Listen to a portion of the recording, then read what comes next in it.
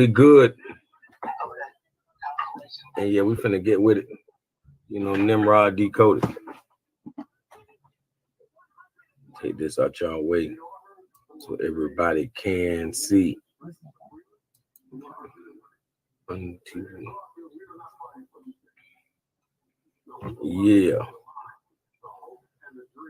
Getting right into it. Nimrod decoded, you know, by yours truly.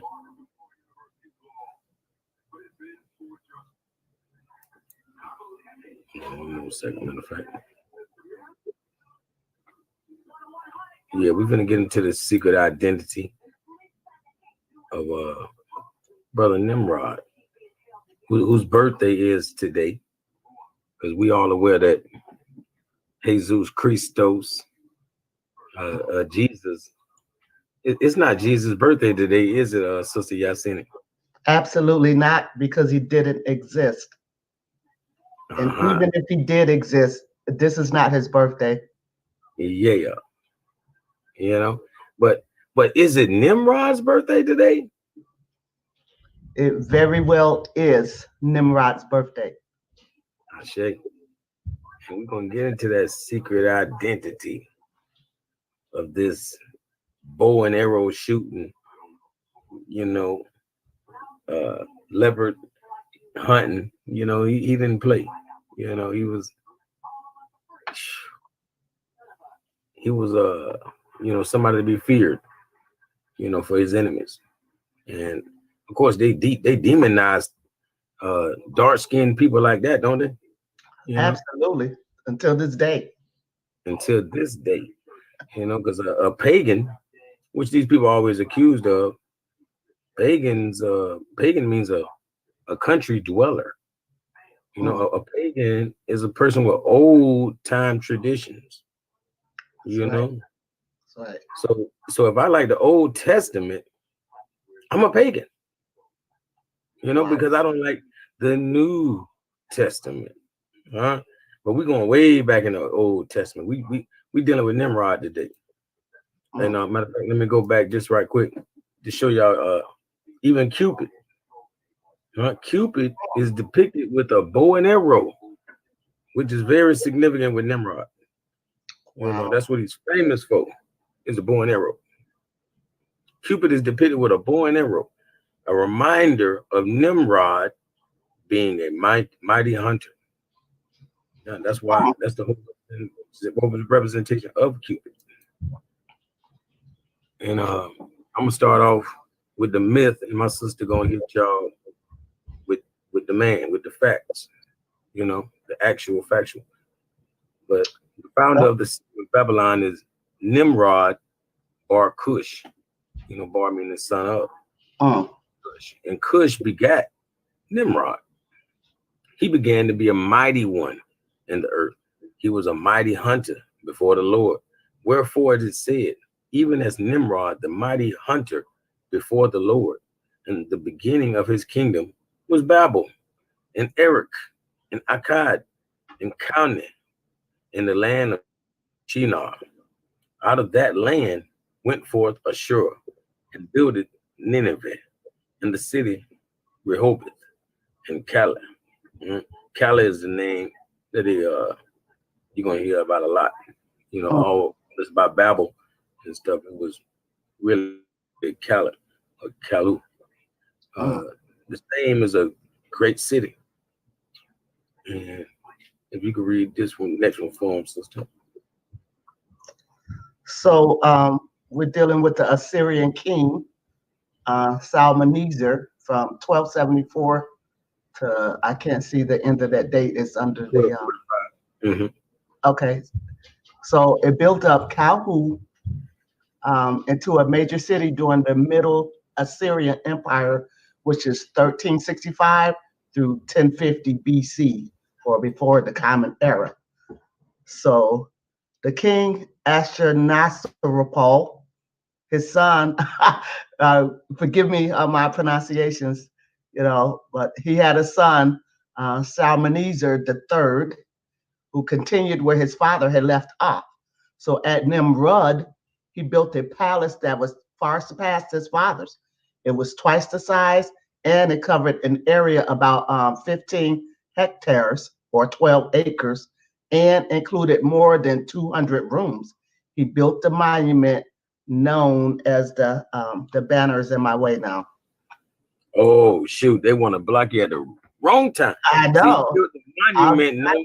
What monument? He built the monument known. He built the monument known as the Great Ziggurat, huh? And an associated temple. So I'm already comparing Shalmaneser to Nimrod, and then they saying he, for one, 12 acres is how large his fortress was. 12 acres. 1 acre is 90 yards. That is 10 yards away from a football field. So we just said 12 football fields. Wow. Huh? Or the things he built the monument known as the Great Ziggurat. And that is what they say Nimrod built. Nimrod built the ziggurat, which is essentially a step pyramid. Wow. I'm inclined to ask if Nimrod is related to the Orion or the constellation Orion during the long correspondence. See, right here we're getting into his wife, Semiramis, right? And Semiramis is associated throughout different cultures. In the Egyptian culture, we would be talking about Isis or a Set. Right now, when we talk about Semiramis, we would be talking about a Set. Wow. So when we talk about Nimrod, yes, we're talking about Osiris, which is Asar. And that's why this is such a rebirth story, And Semiramis, I'm gonna read this and I'm gonna let you get to the real deal. But Semiramis, basically, is the mother and wife of Nimrod, who some call Baal meaning Lord.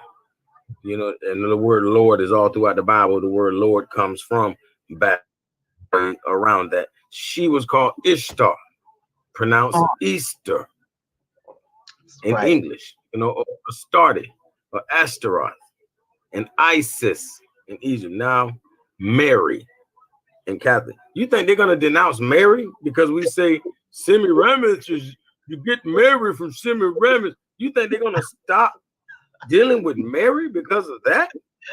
And that's the same way we are about Isis. I don't give a, if you're telling me Semiramis is Isis, then you just made her even better to me. You know what I mean? So when y'all say, oh, she was a demon and they sacrificed children, I never heard they did that with Isis or Set. Never heard of that.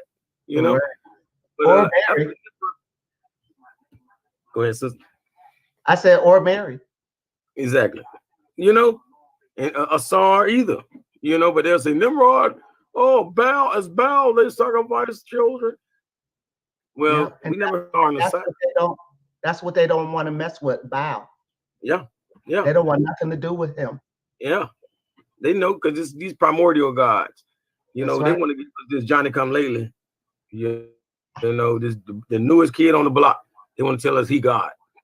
But after Nimrod's death, Semiramis claimed that she saw a full-grown ever tree spring out of the roots of a dead tree stump, symbolizing the springing forth of new life for Nimrod.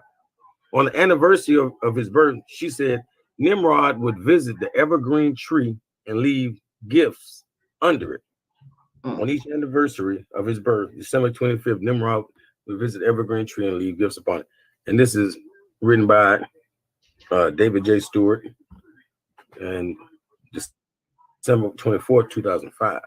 But, it's been said well before him. I'm just quoting information from. And I'm going to let you get this next one from your sister.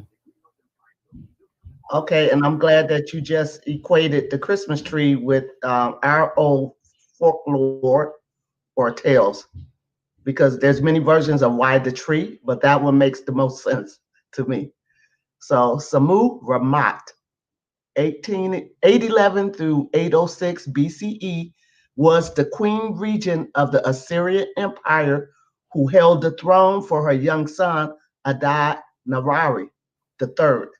And that was from 811 through 783 BCE until he reached maturity. She is also known as most notably as Semiramis. I got one more for you. There's the little the mother son image I saw.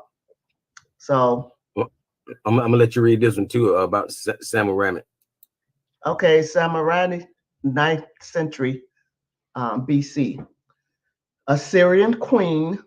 She's the samurai accompanied her husband into battle, greatly expanded Babylonia's control over neighboring territories, irrigated the flatlands between the Tigris and the Euphrates rivers, and modernized the capital, Babylon, including the famous gardens. Wow. Yeah, and obviously, when they say that she accompanied Nimrod, then obviously we know that this just wasn't a fashion show.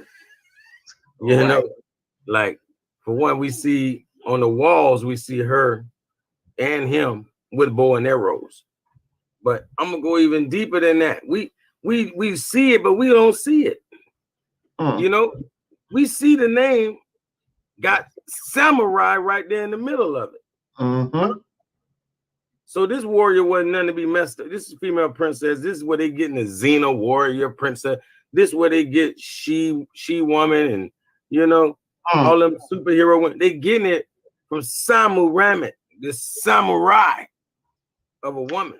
And that's why they put the AT, or they put the T to make it feminine, trying to say, oh, this is not a samurai, this is a samurai man.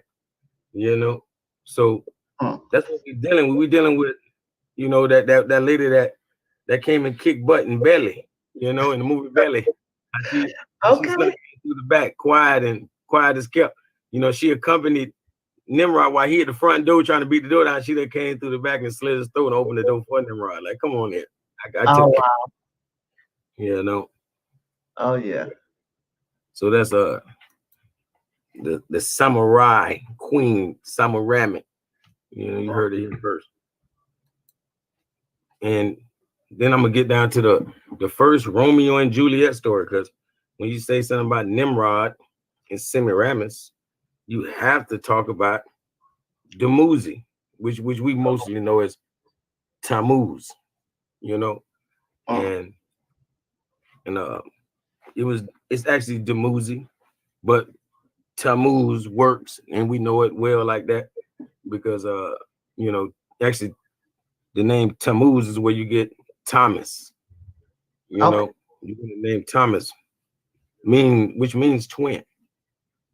So getting into it, Tammuz, which was further known as previously known as Dumuzi, was the name of an ancient Near Eastern deity who was best known for his patronage of herdsmen and his romantic entanglement with Inanna, which was the Sumerian goddess of sexual love. See, even Inanna and Semiramis and Astarte and Isis, all of these goddesses are equated as the same. And it's just like saying, in the Hindu culture, they have avatars. So this god came in this avatar. Like, it's just like we reached that level of understanding, knowing that we just in this avatar that we're in right now. It's just a vehicle. But these people you got to judge them by their deeds. So these are the same God. It don't matter the date and time. The God is back. That's why we say we the ancestors return. That's right.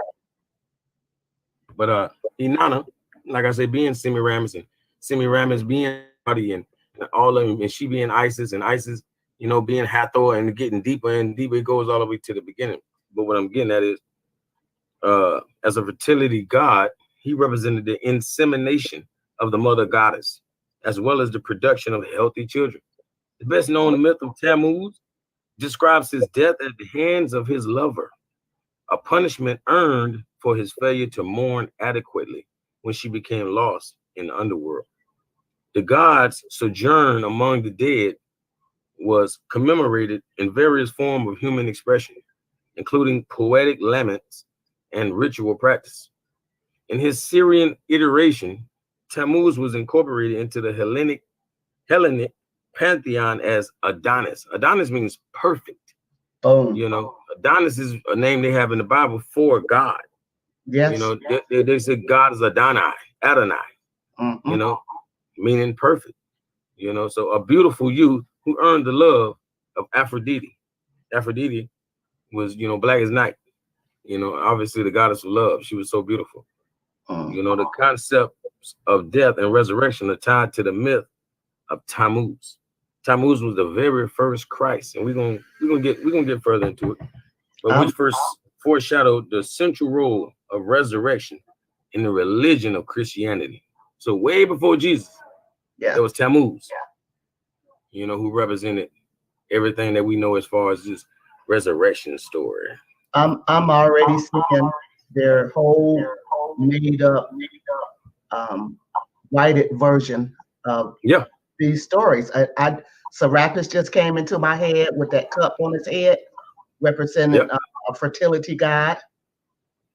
Yep. Which would be the last thing that they should call him if he, you know, if he was predated Jesus. Jesus, what? You know, they didn't try to put no cup on his head, act like he's a fertility god.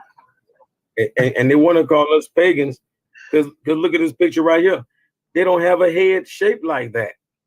They don't have the head, the skull of the gods, of the Negus, of the Netus, the Neteru. They don't have this skull, you know, and they jealous. So they were like, oh, those people pagans.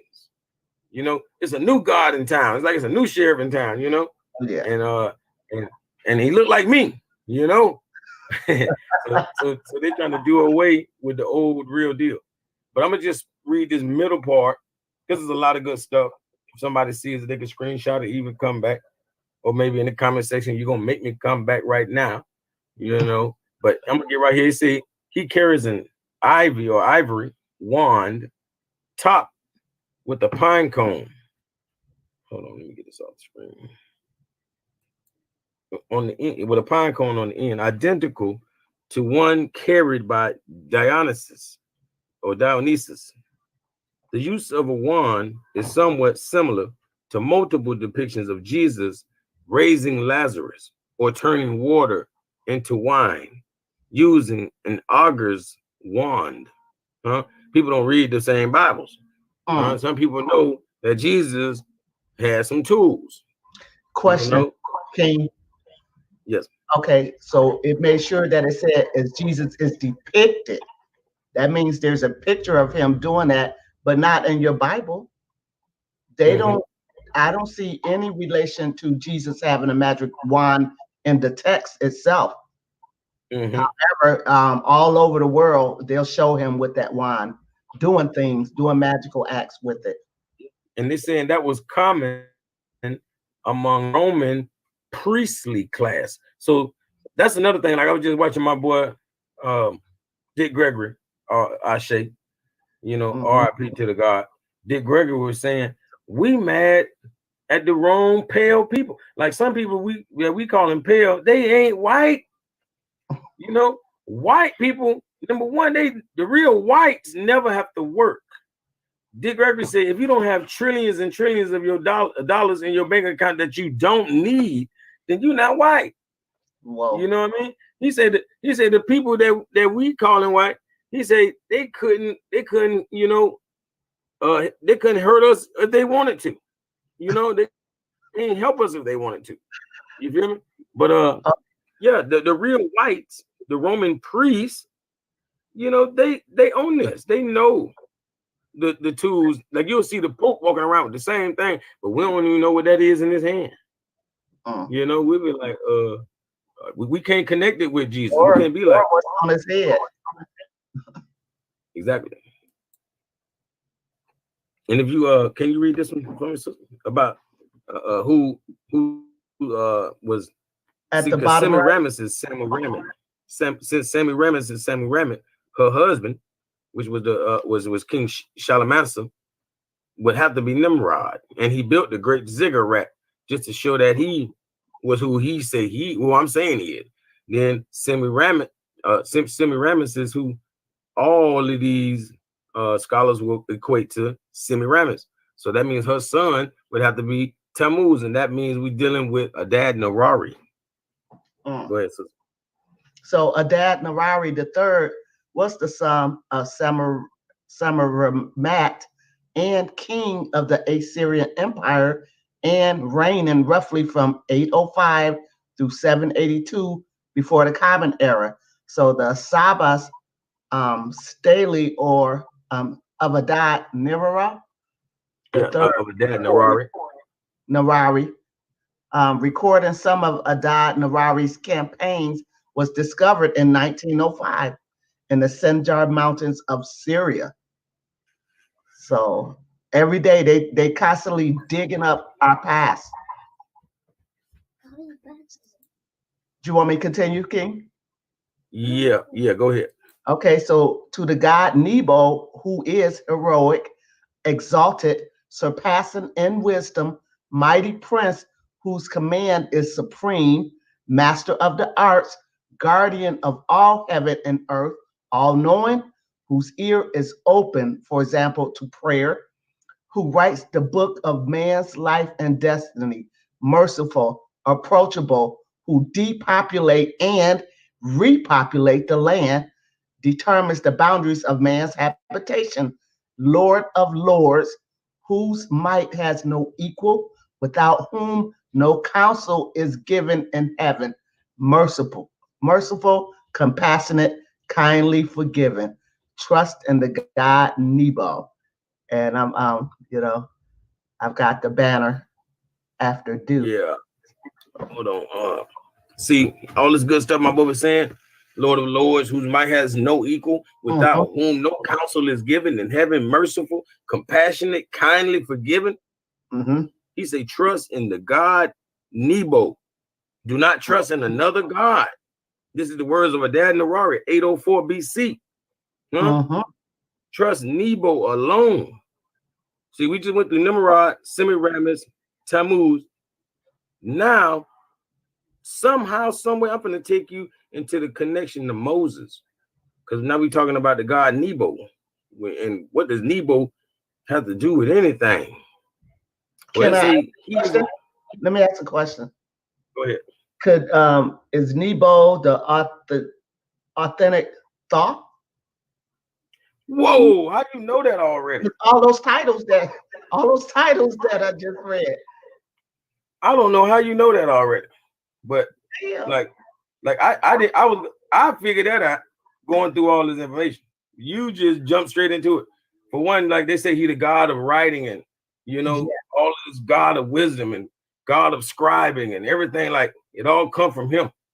So I'm like, in my culture, we call that Tahuti, Yeah, Tahuti and Enoch and a whole bunch of other said greats.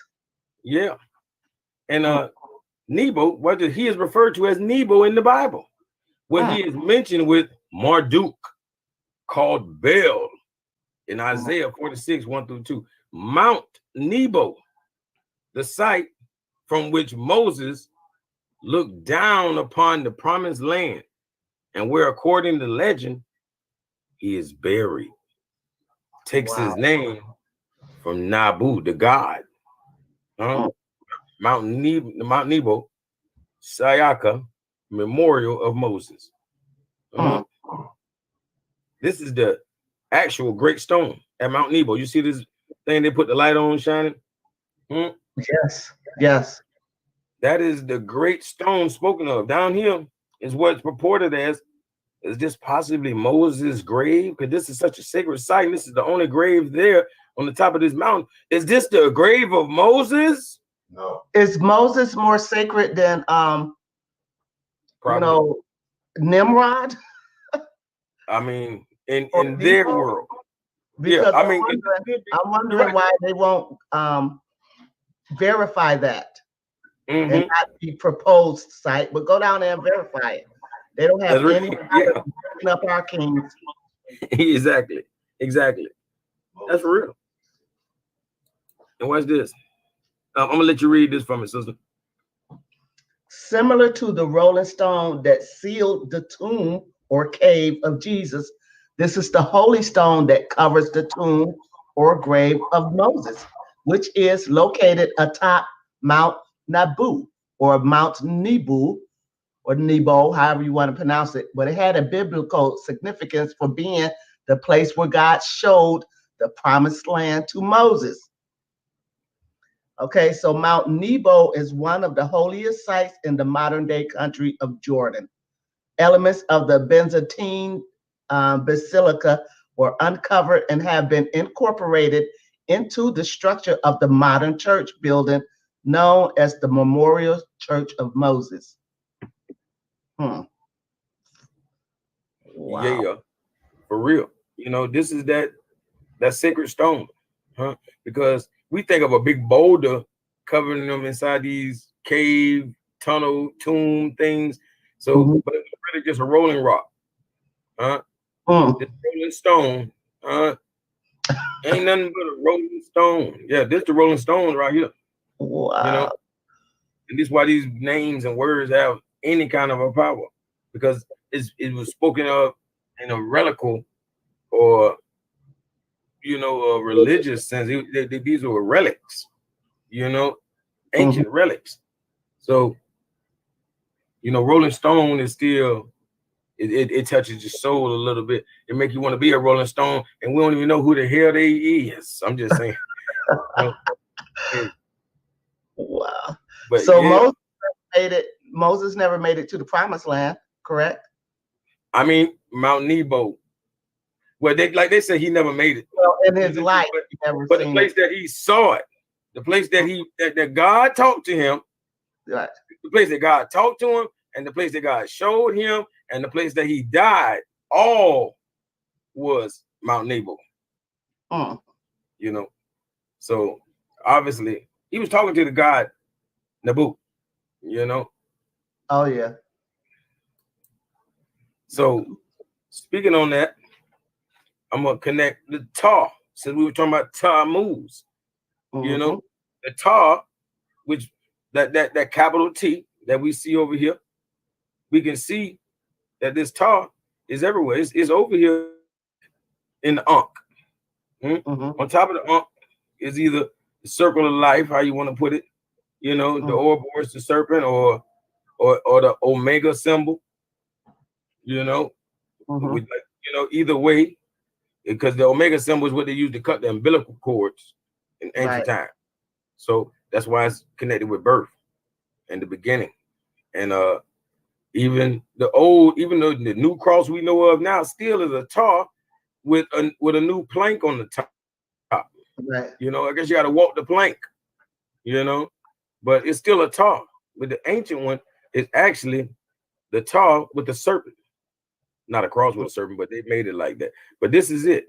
This is the sign of life, the cross of the ancient Chaldeans and Egyptians, at times joined with a circle, like we know the Ankh, to indicate Tammuz's relationship to the sun. Sign was believed to have magical powers and worn as an amulet over the heart. Initiates into the mysteries have been baptized with the sign of this cross. The tar was considered to be a symbol of healing, demonstrated by Moses when he held up a tar with a bronze serpent wrapped around it. And all those who gazed upon it were healed. It is similar to the caduceus insignia. That's right. Used by doctors and chemists today. So Moses was a tar wearing, tar creating, Mount Nebo, a prophet, getting all these prophecies on Mount Nebo, dwelling on Mount Nebo, all these days and nights coming down, coming down with these tablets and all this stuff.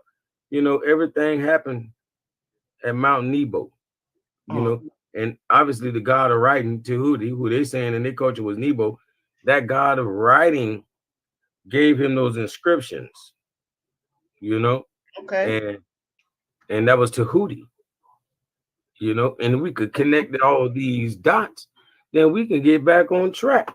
That's right. People, They don't want us to really learn, because then we'll be like, okay, take our Christianized behind back to Egypt, or back to the ancient ways, become Oh, yeah, pagans again. Hey, but pagans. see, now we getting into the Christmas connections. I just connected the Nimrod and Semiramis and Tammuz and Moses. Now we're gonna Mm. connect Christmas with Nimrod. I'm gonna let you tell them about the Yule log and Nimrod and such. Go ahead, sister. All right, because this is the true meaning of Christmas. So the Yule log is the dead Nimrod, human ruler of ancient Babylon, who was eventually deified as the sun incarnate and hence a god. So the Christmas tree is mystical Tammuz, the slain god come to life again. This is the true origin of the Christmas character we know as Santa Claus, who brings gifts underneath an evergreen tree every year on December 25th, which is very similar to the ruler Nimrod and his son Tammuz. Nimrod is the sun god reborn. December 25th was the birthday of Nimrod, and here we have the real origin of the Christmas tree. I say, yeah. Wow. It began with a snake in a tree. It It did. began with a Yule log.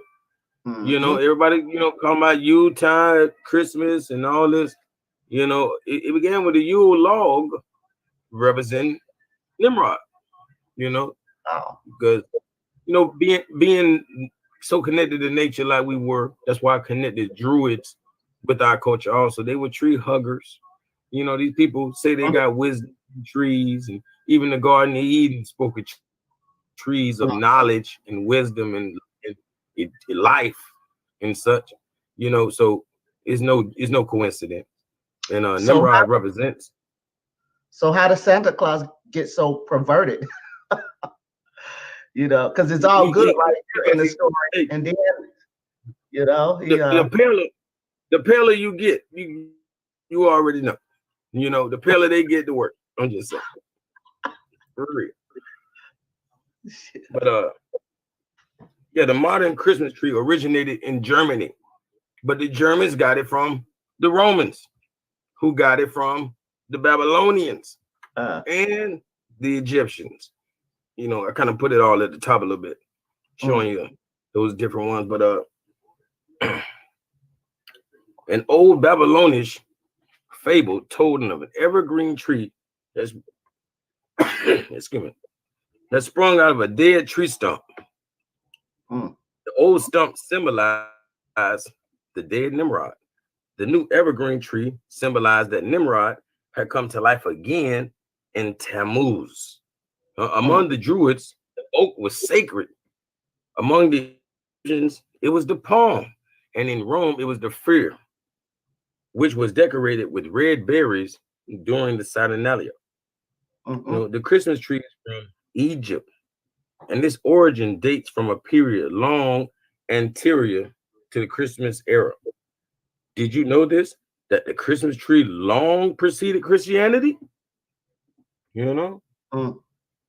Long before. And this one we're gonna get in. I'm still on the Christmas connections, so I'm gonna show you Saint Nick. It's Saint Nimrod.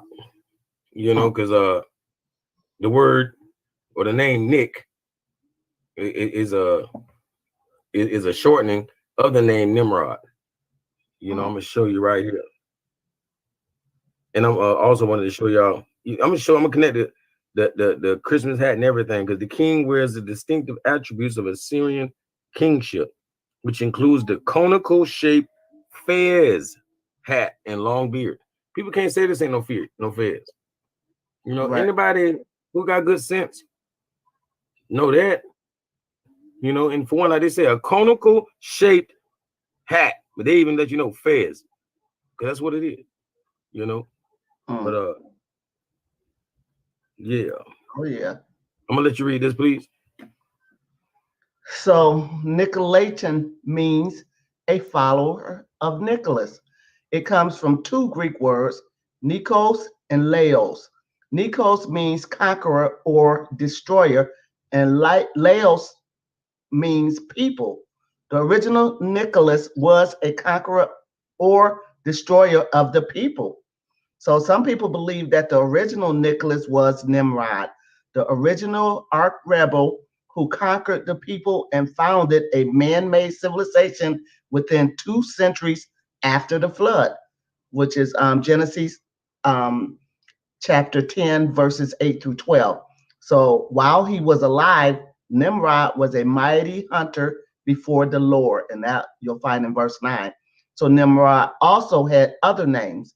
One commonly used throughout Asia Minor was Santa or Santa Claus, is but a shortened form of Santa Nicholas or Saint Nicholas. December 25th, Christmas, originally was the Saturnalia or birthday of Nimrod. Mm, yeah. Uh-huh. So I just qualified what I said, that Nicholas Mm-hmm. means Nimrod, you know. So it's no different. The Nicolaitans, like these people have a part in the Bible. The it's like Mm, people read these chapters and they don't even know who these people are. And I'm not here to crucify anybody they call a pagan, because these crackers call you a pagan. You know yeah. what I'm saying? So y'all need to stop acting like that's a bad thing. It's not. I'm a pagan. I don't give a care. I'm gonna go ahead and tap into the Old Testament if I'm gonna deal with the Bible at all. You know what I'm saying? I'm not gonna deal with this New Testament. Right. You feel me? How can I say I'm dealing with my ancestors and I'm dealing with some Johnny come latelys?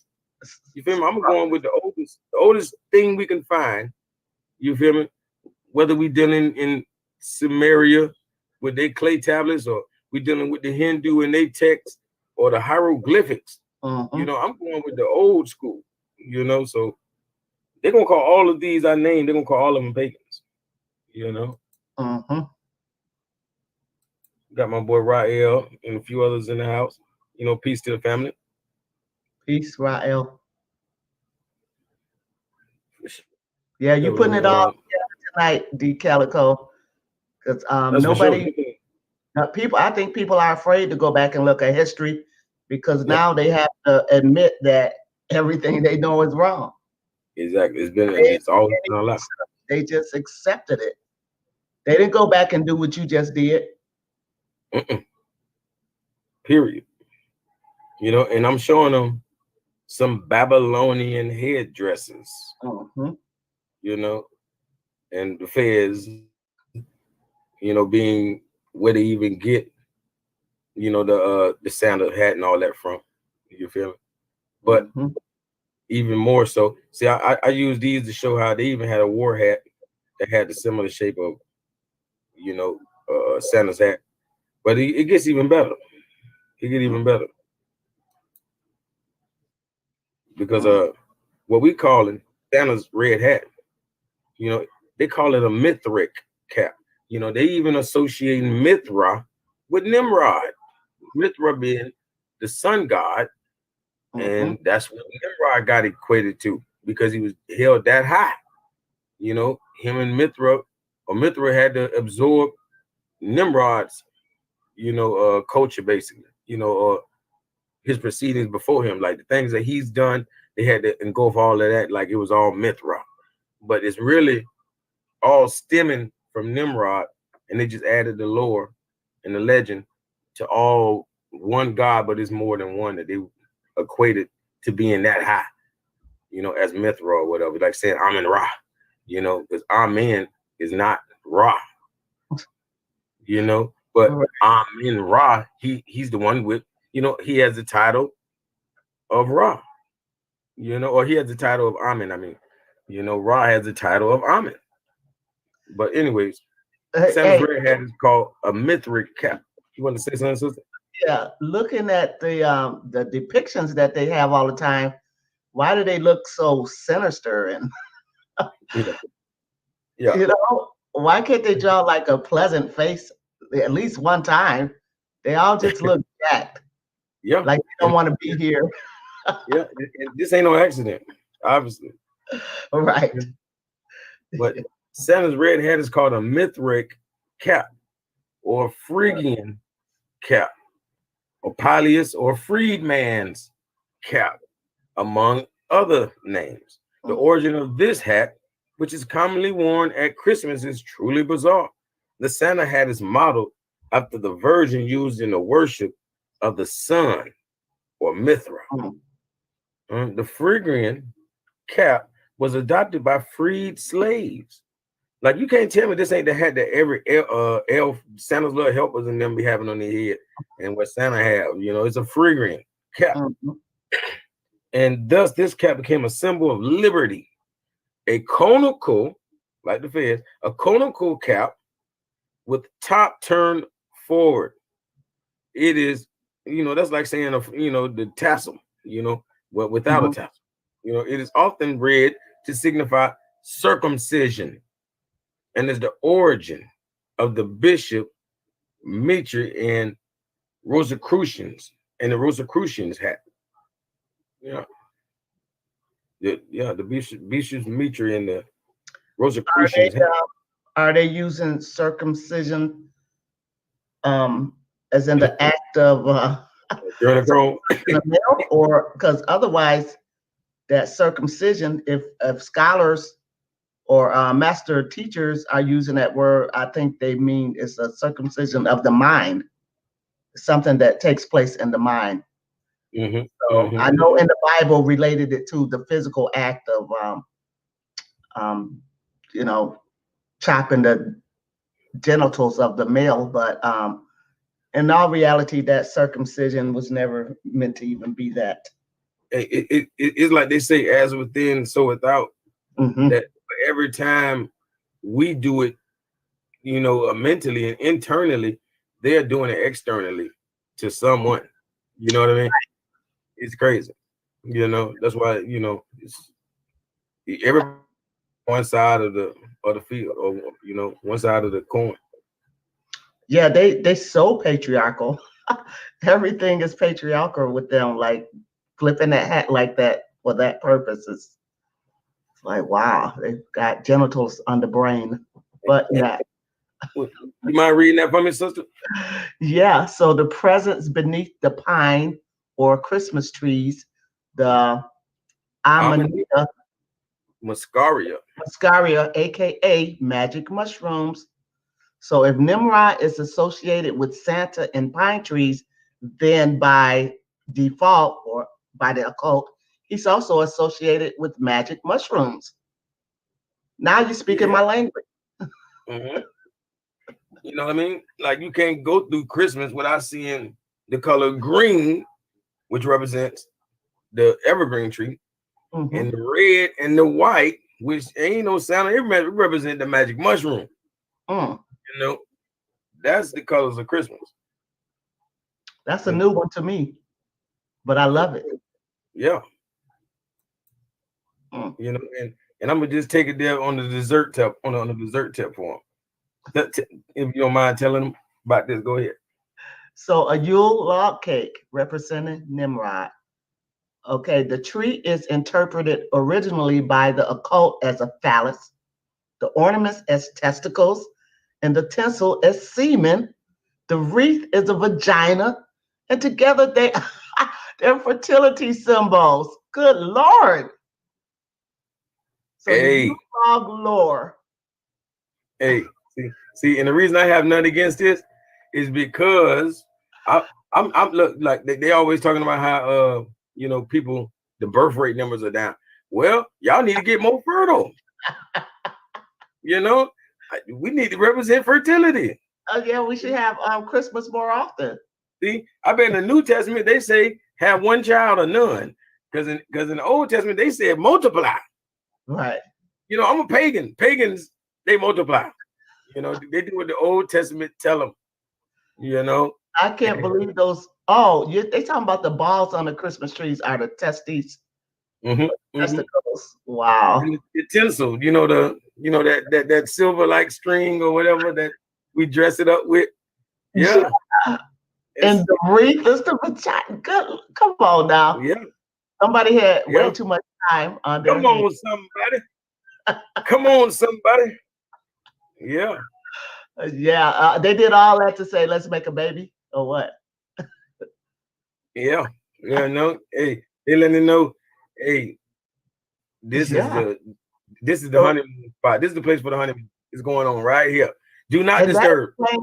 that explains Saturnalia. Hey, Or that was the first. That was galore. the first. That was the first do not disturb sign. Okay. Wow. You know. Yeah. Yeah. So here we go. We ain't got to read all of this because people know who Rudolph is. You know, the most famous reindeer of all. He was born over 100 years after his 8 flying counterparts. You know, it was already 8 of them rocking for 100 years. Then they get this little guy with the red nose come steal the show. You know, the Red-Nosed Wonder was created by Robert L. May, 1939, etc., etc., etc. You know. Oh yeah. I'm bringing them up because you know we got to connect Nimrod and Christmas more and more. So it's like, dang, Nimrod is connected. Okay, they got the hat for Santa from Nimrod. They got Saint Nick and everything. Idea of this from Nimrod.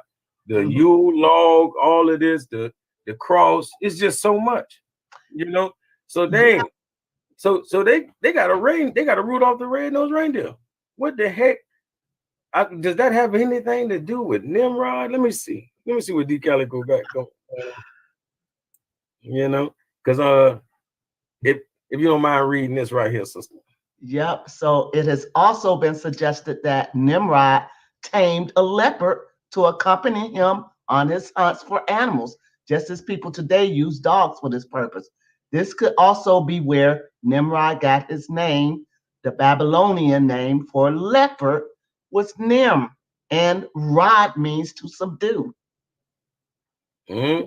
Come on, the king of etymology. You know, so Okay. we're gonna find out. We're gonna find out what the red nose is. You know, because when we deal with animals, we got dogs. We done seen dogs that we call red noses. You know, so we like, I don't expect them to have a clown nose, but I'm looking for what the heck could they be talking about when they if there's a leader of Saint Nimrod, where they get Saint Nick, and Saint Nick's was a Rudolph, the red-nosed reindeer. Who the heck was the Rudolph of Nimrod? Well, here goes Nimrod's Rudolph. Nimrod's Rudolph. The very first one we have in the top corner here in this chart shows you what a red-nosed leopard looks like. What a rose-nosed leopard looks like. A gray nose, a coral nose, a red spotted, a pink spotted, a pink nose, a copper nose, a black nose. So this was the red nose. Yep. This is Nimrod's red. This is his Rudolph. Dang. The red nose. And Nimrod ain't played. Far cry from a reindeer, huh? Oh yeah. Far cry from a reindeer. But this is how he took over. This is why he was such a tyrant and a mighty hunter. Yeah. My dog had him. He had him on lock. He had a real army with him. For real. And they were willing to die for him. You know what I mean? Oh yeah. So Nimrod ran things like this. This was the head of his sleigh. This was the Rudolph of Nimrod. Where we getting this Rudolph the red nose? Yeah, wasn't no reindeer. We hunt those down. That's what we feed the leopard. That's right. They want us to be sheep. They want us to be reindeer. Nah, we leopards. And like I was watching my brother Crumb's Black Panther presentation. A panther just means a dark leopard.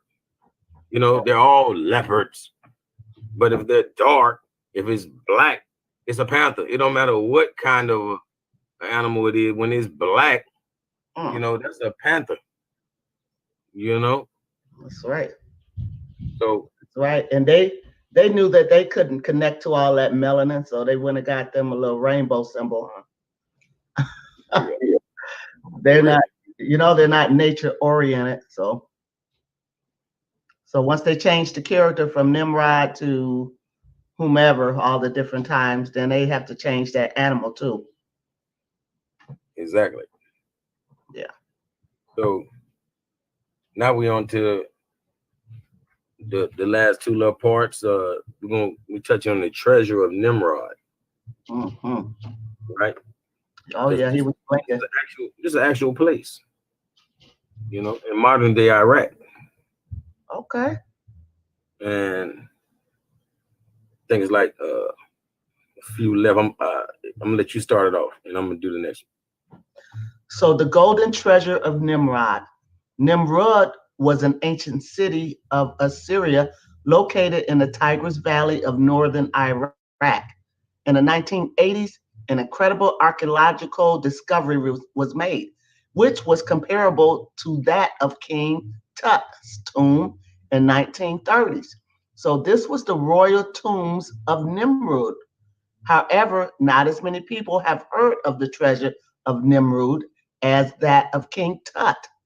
This is probably because King Tut's treasure was toured the world since its discovery in the 1930s, while the golden treasure of Nimrod was only recently discovered and exhibited to the Iraq public for a very short time before war broke out in Kuwait. So Assyria was one of the greatest empires of the ancient Near East around the 14th century BC. So archaeological excavations of other tombs in the mid 1900s revealed ornaments and decorations, but the tombs of the Assyrian queens with their enormous amount of gold were not uncovered until around 1989.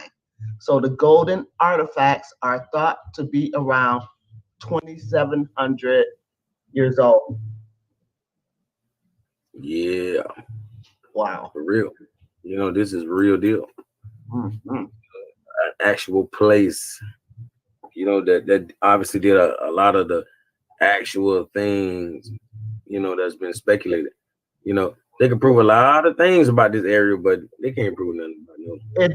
It don't look like they whited out those pictures either, from what I can see. No. They'd rather try them all melanated.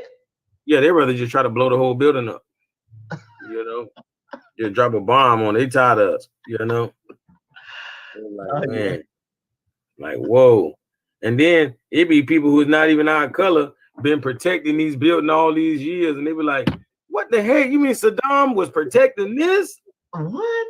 Like, man, what is Saddam them protecting these niggas for?" Okay.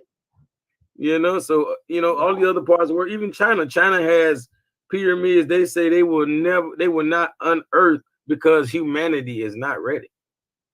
You know, wow. China don't want to say, yeah, man, everybody came from black because you know, y'all Caucasians, y'all are Caucasus Asians. So y'all come from us, y'all are Asians. So guess what? The Asian comes from that nigga. Like they don't want to tell them that. Right. Because then they're gonna be like, oh my gosh, I thought I came from Asians. No, the Asians came from niggas too. You know. How sad and disappointed they must be looking at history, real history. I mean, if I was them, I'd smile. I'd be like, I'm 199th nigga. You know, somewhere, somehow, some way. I got a drip. I got that drip. Okay. Well, real. Get in where you fit in, huh? Yeah, you gotta have that drip. Hey, I'm gonna be the only one with a limp when I walk. You know? I'm like, I can feel it. You know? For real. Yeah. They'll get it right one day. For real.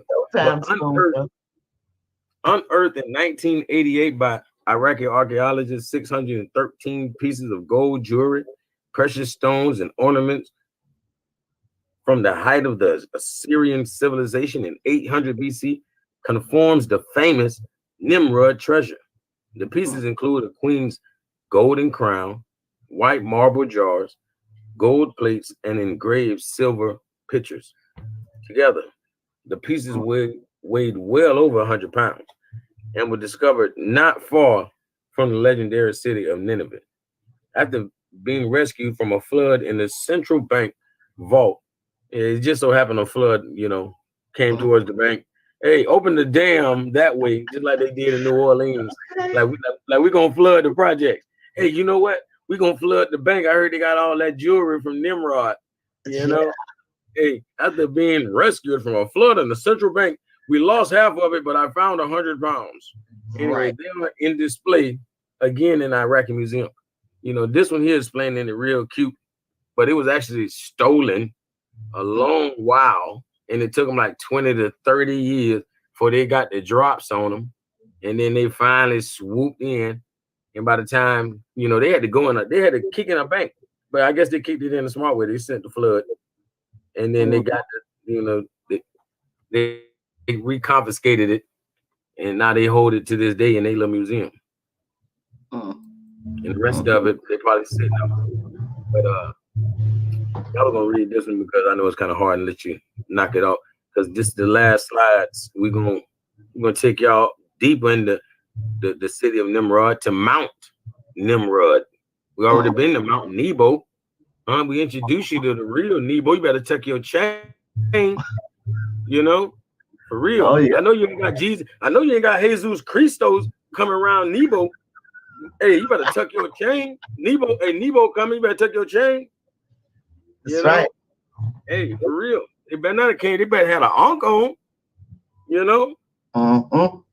But Mount Nimrod or Mount Nimrod, I'm gonna say is the real Mount Olympus. In 62 BCE, King Antiochus, but the first Theos of Commagene, he had common genes. You gotta read them there. You gotta read them. Because he's a god. Theos meaning gods. King Antiochus the first, gods of the common gene, built on the mountaintop a tomb sanctuary flanked by huge statues 8 to 9 meters high, which is 26 to 30 feet of himself, because they say this was Nimrod.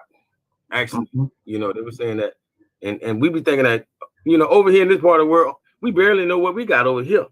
Right. We definitely don't know what the rest of the world have, because we be thinking ain't nothing but Omeg heads, ain't nothing else. Nobody else never did this but us. Man, them people been doing this to them. We all the same people. To them, you a pagan. All you pagans created all of these monoliths and and megaliths and structures. They hated us for this. That's why we say our history is in stone. We can't just say just our American history is in stone. Right. Our world history is in stone. When you see not this, only, yeah. Go ahead, and not only in stones, but it brings to mind the 12 monkey theory. We got the same ancestors flowing through, when you go to the beginning. And so we all have some of the same genes, ideas, thoughts. So while they're building over here in America with the Olmecs, they're over in Assyria doing the same type of stuff. They're in Egypt building the same type of stuff. And that's how, that's the 12 monkey theory. Like, how did one monkey know to peel his banana? I mean, how all the other monkeys know to peel that banana if they didn't see it? The one monkey do it. So we're connected in so many ways. Yeah, I like that. Oh yeah, for sure. And he had huge statues. Not only himself, Nimrod deified. We talking about Zeus. We talking about Apollo, Mithras. This was the Mount Olympus of that time. Like, can't nobody say they did this but Nimrod, or the land of Nimrod. And it's just strange to me. That's why I know a lot of our culture is still in that culture.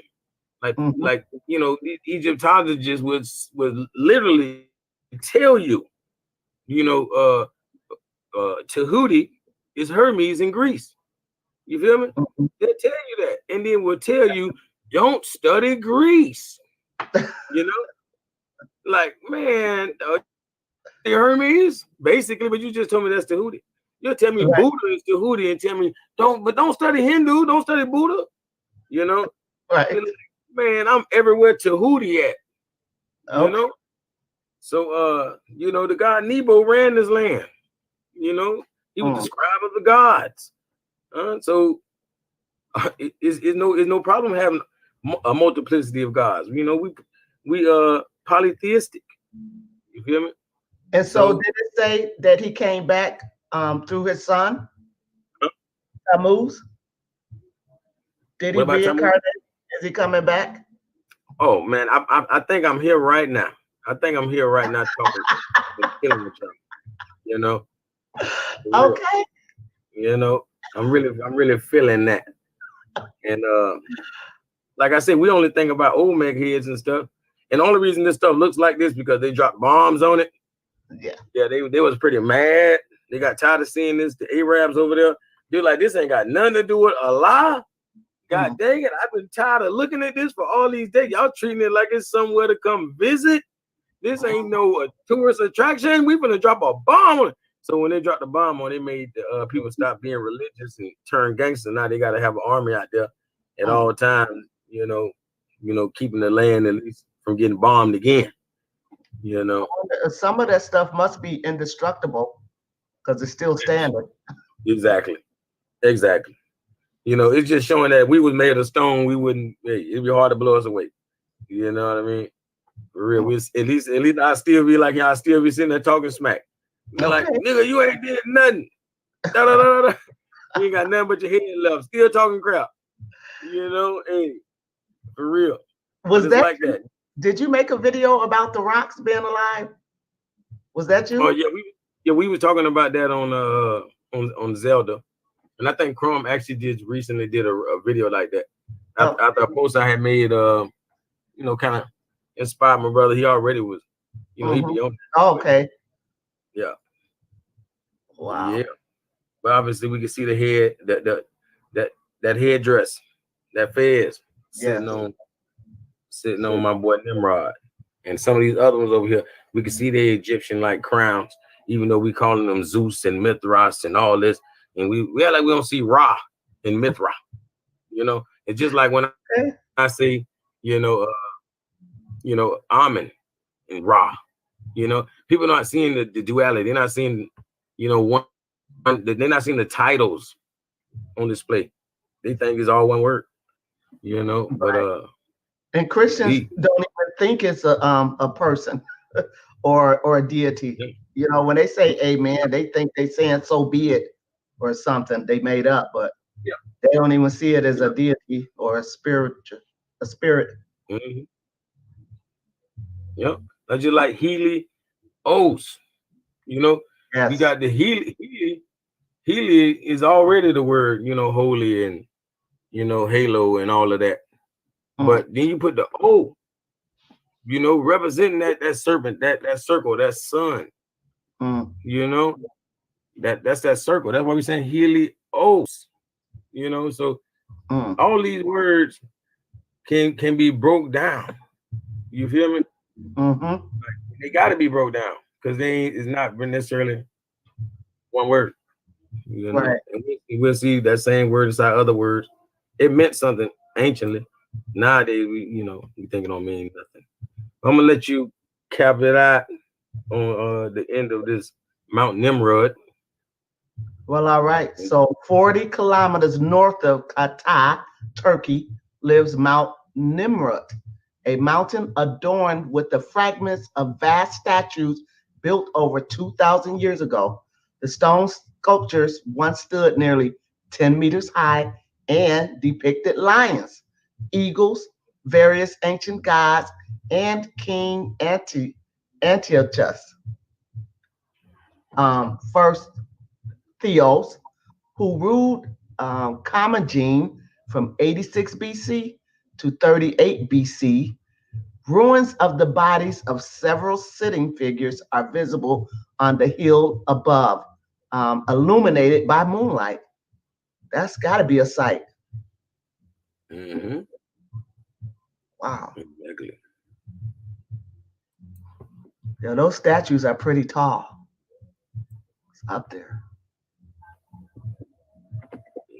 And this is pretty much the conclusion of Nimrod Decoded 2.0, of course. Mhm. You know, and it's only gonna get deeper.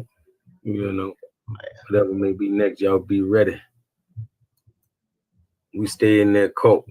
Y'all already know how it is. And this was it. Uh, let me show you one more time. This was definitely an installation of the Calico and Yasini show. You know, Right. Nimrod Decoded 2.0. If you want to tell the people where they can find you, sister, and definitely where they can find that beautiful jewelry. Oh, absolutely. You can find me and my channel on YouTube as Denise Grant with the white dove in the blue sky. You can find me on Facebook, and you can find my store page on there, which is Simply Stoned. That's me wrapping the crystal healing stones and copper.